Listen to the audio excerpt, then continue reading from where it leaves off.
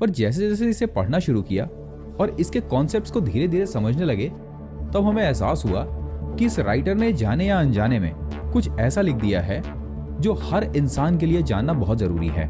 जो पैसे को सहेज कर रखता है, अपने अंतिम समय तक अमीर बना रहता है। इसीलिए राइटर कहते हैं, how you behave with your money is more important then what you know about money. कि जब आप किसी भी इंसान से बात करें पैसे के बारे में और उसकी कोई एक राय हो, तो ये समझने की कोशिश कीजिएगा कि उस इंसान की वो राय उन परिस्थितियों से आती है जिन परिस्थितियों में वो पैदा हुआ। और शायद यही वजह है कि भारत में आज भी 5% से ज्यादा लोग स्टॉक मार्केट में निवेश नहीं करते। यहाँ पर राइटर का कहना है कि इसके पीछे एक शानदार साइकोलॉजिकल रीजन है, और वो रीजन है, हमारे इन सेशंस के दौरान हम लोग कहानी का छोटा पार्ट लेंगे बट फैक्ट्स को ज्यादा से ज्यादा एक्सप्लेन करने की कोशिश करेंगे ताकि आप उसके कॉन्सेप्ट को समझ सकें। अब हमारी आपसे एक रिक्वेस्ट होगी। Good evening friends.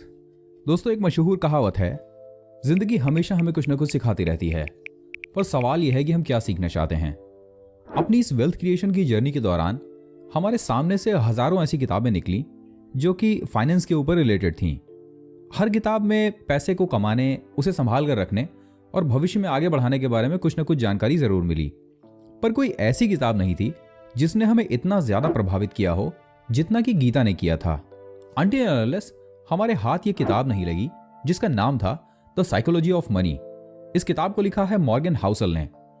जब ये किताब पहली बार हमारे हाथ लगी तो हमें लगा कि शायद ये दूसरी किताबों की तरह ही कोई आम किताब होगी, पर जैसे जैसे इसे पढ़ना शुरू किया और इसके कॉन्सेप्ट्स को धीरे धीरे समझने लगे, तब हमें एहसास हुआ कि इस राइटर ने जाने या अनजाने में कुछ ऐसा लिख दिया है जो हर इंसान के लिए जानना बहुत जरूरी है।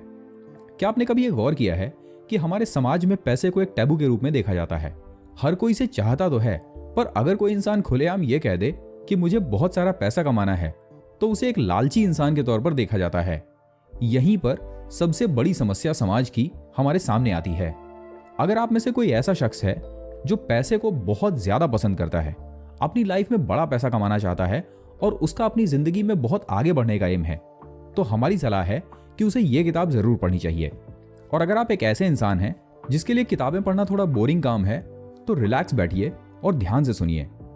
इस पूरे सेशन को हम लोग 10 मिनट के अलग अलग सेशंस में डिवाइड करके कंप्लीट करेंगे। दरअसल the psychology of money total 20 chapters की एक बुक है। हर एक चैप्टर को हम अपने हिसाब से आपको एक्सप्लेन करके बताएंगे।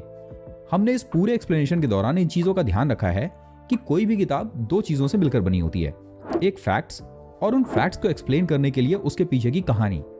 हमारे इन सेशंस के दौरान हम लोग कहानी का छोटा पार्ट लेंगे बट फैक्ट्स को ज्यादा से ज्यादा एक्सप्लेन करने की कोशिश करेंगे ताकि आप उसके कॉन्सेप्ट को समझ सकें।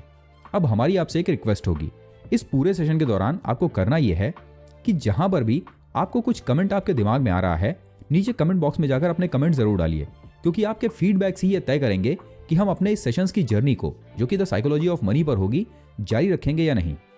अब रिलैक्स बैठ जाइए और ध्यान से सुनिए।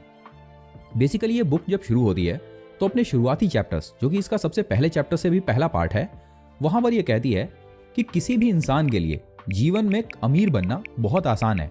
उसे करना सिर्फ इतना है कि नॉलेज के बजाय अपनी साइकोलॉजी पर ज्यादा ध्यान देना है। जरा ध्यान से उनके वर्ड सुनिए। A genius who losses control of their emotion can be financial disaster. The opposite is also true. Ordinary folks with no financial education can be wealthy if they have handful of behavioral skills। यानी कोई भी ऐसा इंसान जिसके पास अगर ढंग की psychology है जो कि पैसे के संबंध में है, तो वो अपने जीवन में अद्वितीय अमीर बन सकता है। हमें इसके लिए कोई बहुत ज्यादा बड़े नॉलेज की जरूरत नहीं है, सिर्फ हमें यह जानना है कि पैसे को कमाने और उसको सहेजने के दौरान हमें किन किन नियमों का ध्यान रखना है। इस कहानी के दौरान राइटर ने 2 ऐसे लोगों की कहानी शेयर की है जिनमें से दोनों ही इंसान काफी पैसा कमा लेते हैं, पर एक इंसान उस पैसे को लगातार खर्च करता रहता है बेहिसाब, और दूसरा इंसान उस पैसे को संभाल कर रखता है। जाहिर है कि जो इंसान बेहिसाब तरीके से पैसा खर्च कर रहा था, जल्दी ही वो ब्रोक हो जाता है, और पहला इंसान जो पैसे को सहेज कर रखता है, अपने अंतिम समय तक अमीर बना रहता है। इसीलिए राइटर कहते हैं, how you behave with your money is more important than what you know about money. यानी कि आप पैसे के बारे में कैसे बिहेव करते हैं, ये बहुत ज्यादा इंपॉर्टेंट है बजाय इसके कि आप पैसे के बारे में क्या जानते हैं। दूसरी चीज जो राइटर का कहना है वो ये है कि पैसे के संबंध में आप चाहे जितना ज्ञान हासिल कर लें, जब तक आपके खुद के ऊपर वो सिचुएशन नहीं पड़ती और जब तक आप उस सिचुएशन से खुद नहीं गुजरते, आप कभी भी ये महसूस नहीं कर पाएंगे कि कम पैसा या ज्यादा पैसा संभालते समय आप कैसा महसूस करते हैं। आपने कई बार देखा होगा कि बहुत सारे ट्रेडर जो दूसरों को सेमिनार में बड़े बड़े ज्ञान देते रहते हैं, जब अपना खुद का लाइव ट्रेडिंग करने का समय आता है तो वो बड़े बड़े लॉसेस करके बैठते हैं। आप जानते हैं कि हम किन के बारे में बात कर रहे हैं, और इसी के बारे में इस पर्टिकुलर बुक में राइटर ने कहा है कि जब खुद पर पड़ती है तब आपको वाकई पता चलता है कि एक इंसान पैसे के बारे में कैसे बिहेव करता है। और इसी जगह पर राइटर कहते हैं कि इन्हीं विपरीत परिस्थितियों में अगर आप ठीक से बिहेव करें और जरूरत से ज्यादा लोन न लें और अपने पैसे को अनावश्यक तरह से खर्च न करें, तो आप दूसरों से कहीं बेहतर परिस्थिति में हो सकते हैं। वो कहते हैं कि एक जीनियस इंसान वो है जो विपरीत परिस्थितियों में नॉर्मल बिहेव करे, जबकि ज्यादातर लोग पागलों की तरह बिहेव करना शुरू कर देते हैं। अब चलिए इस किताब का चैप्टर नंबर 1 शुरू करते हैं, जो कि है अमीरी की पहल।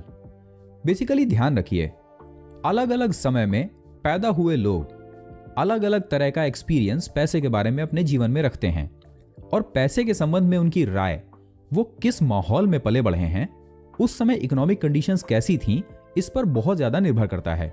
क्या आपने कभी इस चीज पर गौर किया है कि क्यों हमारे बाप दादा इस बात पर बहुत ज्यादा फोर्स करते हैं कि बैंकों में एफडी ही सबसे सेफ निवेश है?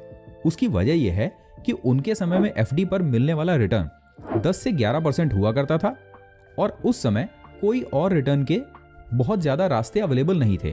पर आज के समय में जब एफडी के अंदर मिलने वाला रिटर्न 4 से 5% है और वहीं इन्फ्लेशन 7 से 8% है, तब हमारे आपके जैसे लोग बैंकों में रखने वाली एफडी को बेवकूफी समझते हैं और ज्यादा रिटर्न के लिए या तो स्टॉक मार्केट का मुंह देखते हैं, या फिर क्रिप्टोज का, या फिर ऐसे ही किसी अदर इन्वेस्टमेंट का। तो सबसे पहला नियम जो पहला चैप्टर समझाता है वो ये है कि जब आप किसी भी इंसान से बात करें पैसे के बारे में और उसकी कोई एक राय हो, तो ये समझने की कोशिश कीजिएगा कि उस इंसान की वो राय उन परिस्थितियों से आती है जिन परिस्थितियों में वो पैदा हुआ। कुछ लोग जो बहुत अमीर घराने से होते हैं, वो पैसे के संबंध में रिस्क ले सकते हैं, क्योंकि उनके लिए 5 से 10 लाख रुपए का लॉस करना कोई बड़ी चीज नहीं है। वही एक ऐसा इंसान जो लोअर मध्यम वर्गीय परिवार से आ रहा है, उसके लिए 5 से 10 लाख एक बड़ी रकम है, इसलिए वो इस पर रिस्क नहीं लेता। इसलिए जब आप किसी इंसान के साथ में बात करें, किसी को समझाने की कोशिश करें या किसी का नजरिया समझ रहे हो, तो ये जरूर ध्यान रखिए कि वो किस बैकग्राउंड से आ रहा है और किस समय का तजुर्बा पैसे के मामले में उसके पास मिला है।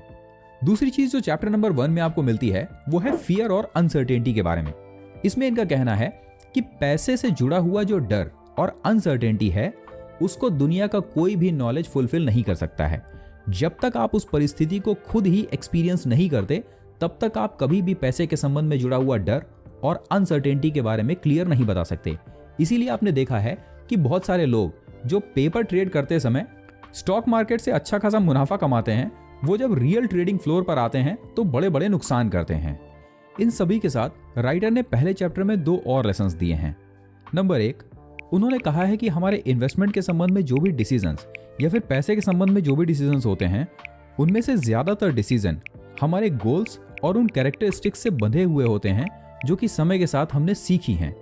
अपने बाप दादाओं के समय में आपने देखा होगा कि ज्यादातर लोग या तो बैंकों की एफडी या फिर रियल एस्टेट के अंदर पैसा लगाना बेहतर समझते थे। पर हम सभी जानते हैं कि नोटबंदी और स्पेशली रेरा के नियमों के बाद रियल एस्टेट के अंदर आने वाला एप्रिसिएशन बहुत कम हो गया है। इसलिए आज के समय में हम इन निवेशों को उतना मूल्यवान नहीं मानते हैं। और नंबर 2, यहां पर राइटर ये कहते हैं कि पैसे का इतिहास बहुत ज्यादा पुराना नहीं है। अगर आप ह्यूमन इवोल्यूशन को ध्यान से देखें और उसके कंपैरिजन में पैसे के हमारे नॉलेज को ध्यान से देखेंगे, तो आप पाएंगे कि पैसे का हमारा ज्ञान बहुत ज्यादा पुराना नहीं है। इसलिए सेविंग और इन्वेस्टमेंट के बारे में हम जो भी डिसीजंस कर रहे हैं, आपको ज्यादातर लोगों के डिसीजंस गलत मिलेंगे। और शायद यही वजह है कि भारत में आज भी 5% से ज्यादा लोग स्टॉक मार्केट में निवेश नहीं करते। यहां पर राइटर का कहना है कि इसके पीछे एक शानदार साइकोलॉजिकल रीजन है, और वो रीजन है हम में से ज्यादातर लोग सेविंग और इन्वेस्टमेंट करते समय गलत डिसीजन लेते हैं। और ये इस वजह से नहीं है कि हम मूर्ख हैं, बल्कि ये इस वजह से है कि फाइनेंशियल्स के बारे में हमारा नॉलेज अभी रिसेंटली शुरू हुआ है। मिसाल के लिए भारत के अंदर इकोनॉमी 92 के आसपास ही खुली, तब स्टॉक मार्केट या फिर गोल्ड या रियल एस्टेट बहुत ज्यादा ल्यूक्रेटिव नहीं माने जाते थे। ज्यादातर लोग अपना पैसा बैंकों के अंदर, किसान विकास पत्र या फिर पोस्ट ऑफिस में रखना पसंद करते थे। इसलिए फाइनेंशियल नॉलेज हमारे इस एजुकेशन सिस्टम का पार्ट भी नहीं बन पाया है। आज भी भारत के अंदर सिर्फ 5 से 6% लोग ही स्टॉक मार्केट में निवेश करते हैं। तो लेखक यहाँ पर यह कहते हैं कि चूंकि इन्वेस्टमेंट के बारे में हमारा नॉलेज बहुत ज्यादा पुराना नहीं हुआ है, इसलिए आज भी ज्यादातर लोग न ही पैसे के बारे में ठीक से जानते हैं, जानकारी रखते हैं और न ही सेविंग और इन्वेस्टमेंट पर ध्यान देते हैं। सो बेसिकली सबसे पहली गलती जो साइकोलॉजी ऑफ मनी बुक के हिसाब से किसी भी ह्यूमन बीइंग के द्वारा की जाती है वो ये है कि उनके पास पैसों के बारे में नॉलेज ही नहीं होता। ना ही हमारे एजुकेशन सिस्टम में इसे मैंडेटरी बनाया गया है, ना ही लोग इसे अपनी तरफ से मेहनत करके जानना चाहते हैं। इसलिए अगर आप चाहते हैं कि पैसे के बारे में आप अपनी समझ को बढ़ाएं और भविष्य में ज्यादा पैसा कैसे अर्न करें और उसे संभाल कर कैसे रखें, तो सबसे पहला काम जो आपको करना है वो है चैप्टर 1 को ध्यान से पढ़ना और धीरे धीरे पैसे के बारे में अपनी समझ विकसित करना।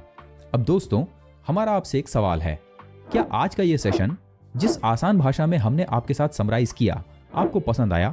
अपने फीडबैक्स कमेंट बॉक्स में जरूर दीजिए, क्योंकि आपके आने वाले फीडबैक से ही हम आगे के सेशंस को और बेहतर बनाने में मदद हासिल कर पाएंगे।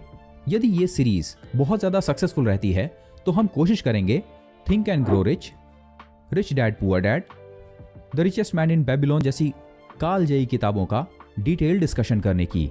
आपके फीडबैक्स का हमें इंतजार रहेगा। पैसे कमाना कोई मुश्किल काम नहीं है, मुश्किल काम है इसे सीखना, और सीखने के लिए जिंदगी से बेहतर कोई टीचर नहीं, क्योंकि जिंदगी कभी भी सिखाना बंद नहीं करती। पर सवाल यह है कि हम क्या सीखना चाहते हैं। यदि चैनल पर नए हैं तो लाइक शेयर सब्सक्राइब करना न भूलें। मिलते हैं आपसे अगले सेशन में।